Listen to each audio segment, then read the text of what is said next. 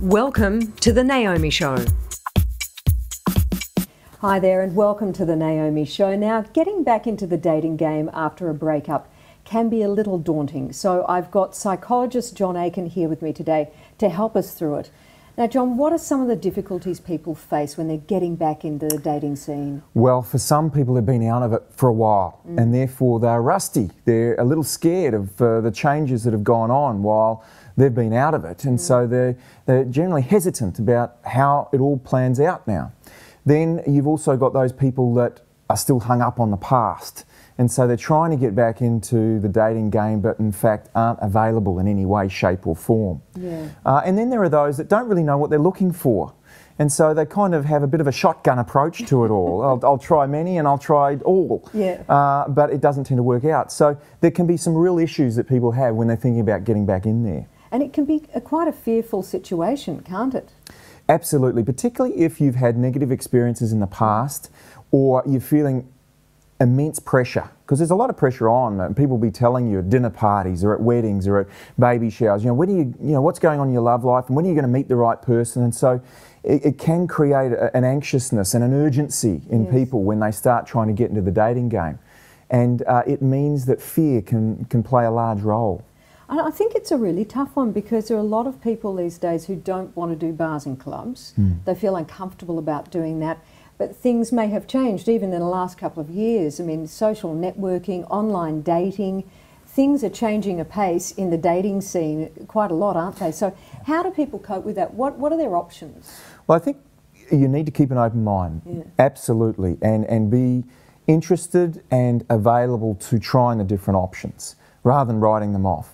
But also knowing that because the landscape has changed, you do have the internet dating sites now and the agencies and the matchmaking services, that you may need to find help, say a friend that can introduce you to this technology and show you how to get involved in it. I think it's a great thing because it's more avenues for people, but you do need to upskill in the whole area now.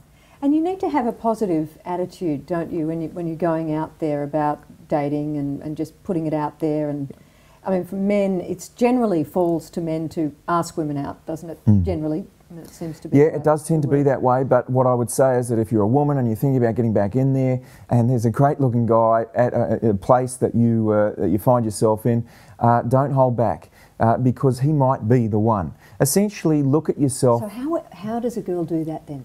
Well, I would say that you need to try and just take a deep breath and say, I'm going to get to know this guy, I'm going to introduce myself, and I'm not going to put pressure on it. It might not work out, I might not even ask him out, but I'm just trying to eliminate the ones that aren't right so I get to the one that is. And when everyone's in that dating game, keep in mind that you've got to get to a point where you're not taking it personally, you're just getting to know people and eliminating the ones that aren't right. Now, there are certain things that you would say people need to do to prepare themselves mentally to go back out there into the dating scene, isn't there? I mean, because to a certain extent, if you've been in a long-term relationship, you're used to the intimacy, yet going into the dating scene, there's no intimacy. You're just meeting them cold and you've got to build it. So how can you prepare yourself for that? Well, I think the first thing you want to look at doing is giving yourself a bit of a makeover, because confidence, a lot of that is inherent in the way that we put ourselves out there, the way we present ourselves.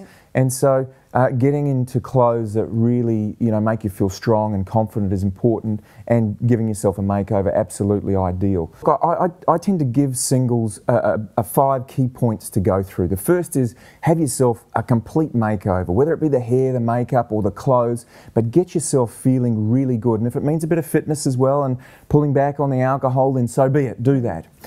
Then what I say is make sure that you've let go of the past, that you're not pining for anyone that's hurt you in the past, or that you've got ex-boyfriends or girlfriends in your life. Clear that out. Then what you want to do is you want to make sure that you essentially are doing things differently from what you've done before that hasn't worked. Don't take things personally, just move from one to the next, eliminating the bad to get to the good. And then also keep in mind that you've got to be available and open to as many options as you can, rather than saying, no, I'm only going to go down this path and I'm going to stay true to that path. Make sure if it's internet sites, if it's hookups with friends, if you are going to dinner parties or having a matchmaking service look after you, just keep an open mind to it all. And I think the other thing I'd say is when you're going through this process, have a friend that can keep you on track, that can say to you about your makeover or about what you're doing in the dating game or the sort of people that you're going after or what you need to change. They can be really good at just allowing you to stay on track and do the right things. Now you do suggest, and you've written a book called Accidentally Single, but in that also you suggest visualisation as a technique. Can you explain how people would use that and how it works? What I would say to them is, look, you need to know about your ideal partner, and that means thinking about the key characteristics that you find attractive. And then also taking some time to think about being with them. You know, so let's just say you've got someone who's ambitious and great sense of humour and who's really good with kids and gets on with your family. And so you start to think about them, maybe 5 minutes every day, what they look like, what they're like with your friends, your family, what they'd be like with kids and going away on travel with them, those sorts of things. So you're filling yourself with hope and positivity about that type of person that you're heading towards.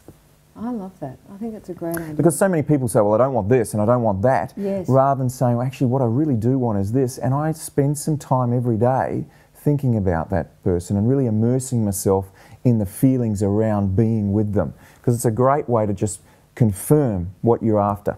Okay. Well, thank you so much for that, John. Really appreciate it. Thank you for your company, and we'll see you next time. Your love life, let's talk about it at naomishow.com.